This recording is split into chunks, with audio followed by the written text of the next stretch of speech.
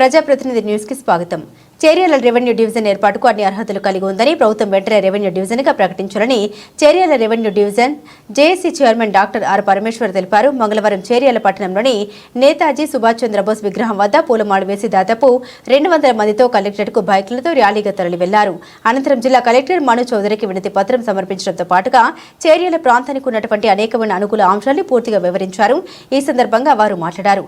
చేర్యాల ఒక ప్రముఖమైన పట్టణంతో పాటు మున్సిపాలిటీగా తాలూకా కేంద్రంగా ఉండేదని, తదనంతర కాలంలో వరంగల్ జిల్లాలో విలీనమైనప్పటికీ పంచాయతీ సమితి కేంద్రంగా, నియోజకవర్గ కేంద్రంగా, తాలూకా కేంద్రంగా వండుకుంటూ జిల్లాలోని ఒక ప్రబలమైన రాజకీయ శక్తిగా వండుకుంటూ ఈ ప్రాంతం నుండి ఉమ్మడి ఆంధ్రప్రదేశ్తో పాటుగా యూనియన్ ప్రభుత్వంలో ప్రాతినిధ్యం అందించినటువంటి గొప్ప ప్రాంతం చేర్యాల అని అన్నారు. ఉమ్మడి ఆంధ్రప్రదేశ్కి పీసీసీ అధ్యక్షుడు కూడా ఈ ప్రాంతవాసే ప్రాతినిధ్యం వహించారని గుర్తు చేశారు. Constituency headquarter, Taluka headquarter. Unfortunately, during 2009 in the delimitation committee, I dissolved the Cheryal constituency. After this, in 2016, when the new organizations of the districts, our total area, which has got its own history, biography, geology, it has bifurcated totally 2 parts. One part is merged in the Jalgaon district. Another part is merged in the Siddipet district. Even the Siddipet district also, for revenue, we are coming to Siddipet. For police, we are going to Husnabad. For electricity, we are going to Gajwel. This is our fate. This is our unfortunately. Though we have got lot of history, movements. Saida Raitanga Kota has taken birth in the Cheryal itself. Telangana movement has taken.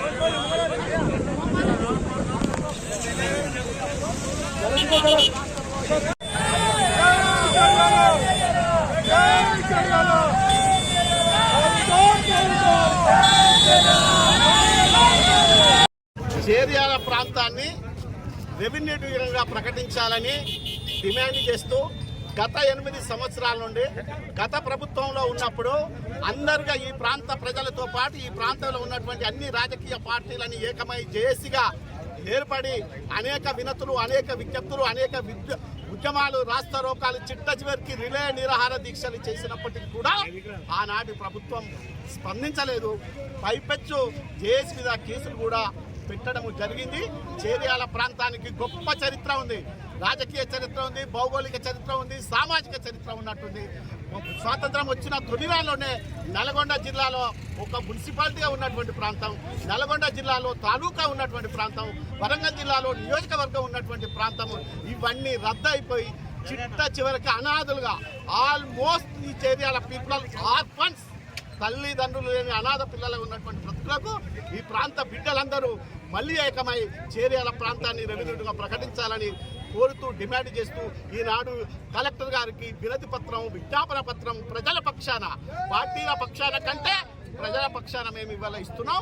ఎందుకంటే ఈనాటి ఉన్నటువంటి ముఖ్యమంత్రి గారు గతంలో PCC అధ్యక్షులు ఉన్నప్పుడు జనగామ ప్రాంతంలో ఎన్నికల బహిరంగ సభలో మా కొవ్వూరు ప్రతాప్ రెడ్డి గెలిపించండి, మేము అధికారంలోకి వస్తేనే వెంటనే ఇస్తామని చెప్పారు. కాబట్టి మరొకసారి పరిశీలించడానికి కలెక్టర్ గారి ద్వారా పోవడానికి విజ్ఞప్తి చేయడానికి ఈనాడు బైక్ ర్యాలీ మేము తీసుకెళ్తున్నాం. Thank you. జై